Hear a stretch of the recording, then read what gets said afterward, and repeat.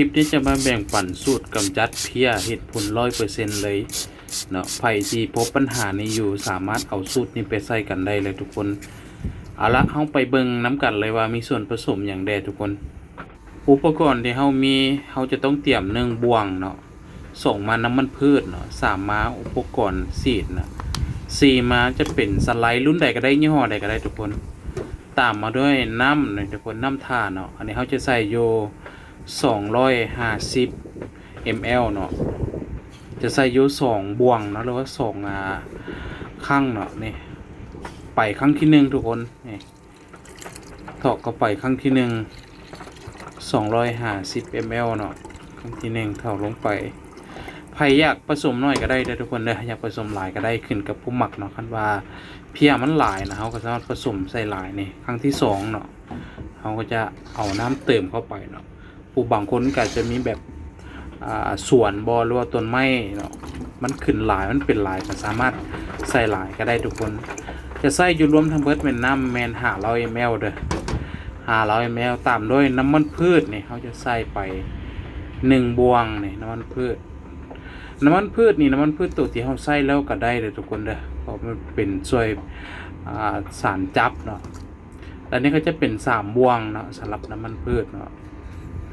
ตามมาด้วยซันไลท์ส่วนผสมก็มีตามโคเฮือนเลยทุกคนซอกหาตามโคเฮือนได้เลยสำหรับส่วนผสมซันไลท์ก็จะใส่กับปริมาณซ้ำๆกันกับน้ำมันเลยนี่ซันไลท์เขาก็เทลงไป3บ่วงตักกินอันนี้จะเป็นบ่วงที่1และต่อไปจะเป็นบ่วงที่2ซันไลท์นี่มันจะช่วยให้เป็นฟอดเนาะเป็นฟอดเพราะว่าอยากเป็นเพี้ยเป็นหนอนมันบ่มักอยู่แล้วเนาะมันไม่กินรสส้มของสไลด์เนาะเพราะมันจะมีส่วนผสมของมะนาวเด้มันจะเป็นกรดเป็นด่างเนาะสำหรับซันไลท์ก็จะ3บ่วงตักกินคือกันที่เขาจะใส่หลังจากเขาใส่ซันไลท์ครบ3บ่วงแล้ว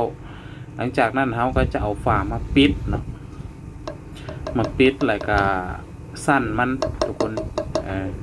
เอาฝามาปิดแล้วก็สั้นผสมให้มันเข้ากันเพื่อให้น้ำมันแล้วก็สไลด์เนาะแล้วก็น้ำที่เราผสมกันหั่นเอาให้มันเข้ากันเนาะเข้ากันหลังจากนั้นก็ง่ายๆวิธีการใส่เนาะหลังจากเขาหั่นแล้วเขาก็จะสั้นแบบเสร็จเลยให้มันเป็นเนื้อเดียวกันเนาะหลังจากนั้นเขาก็สามารถไปซีดใส่กับต้นไม้แล้วต้นพักต้น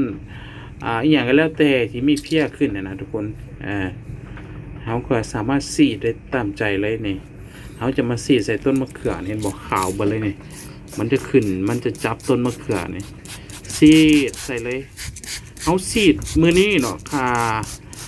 ตื่นอีก2-3 มื้อกลับมาซีดคืนนี่ทุกคนเห็นผลแน่นอนเนาะสูตรนี้ถือว่าได้ผลเนาะเพราะว่าเคยลองมาหลายเนาะเคยลองซีดแล้วเคยลองใส่แล้วเห็นผลเนาะเห็นผลก็เลยว่าจะมาแบ่งปันเนาะทุกคนถ้ามีวิธีการหรือว่าสูตรอันอื่นเนาะสามารถคอมเมนต์ในกล้องวิดีโอนี่เนาะแนะนำว่าส่วนผสมมีอย่างแน่สามารถแบ่งปันความรู้ให้กันได้เด้อทุกคนเด้อบ่มีไผผิดบ่มีไผถูกเนาะอันนี้ก็จากประสบการณ์ของเขาเองที่เขาเคยใส่เคยซีดลงไปเนาะก็ถือว่าเห็นผลฉะนั้นในเมื่อเห็นผลแล้วก็อยากแบ่งปันให้ทุกคนได้มารับรู้น้ำกันเนาะเกี่ยวกับสูตรเนาะกับกันกับจัดเพี้ยติดกับต้นไม้เนาะต้นไม้ต้นพักแบบนี้ก็ได้ทุกคนเลยสามารถซีดกันได้นี่จะซีดแบบนี้เลยนี่ซีดลงไปเลยทุกคนเพราะว่าการซีดเนาะน้ำมันกับน้ำมันพืชมันก็จะจัดตัวเนาะผมมีความเป็นกรดของสไลด์เนาะตัวเพี้ยมันก็จะสลายทิ่มหรือว่าตายไปนะทุกคนนะนี่ซีดลงไปเลยนะทุกคนเนาะก่อนจะจากกันไปก็ฝากทุกคนนะทุกคนเด้อ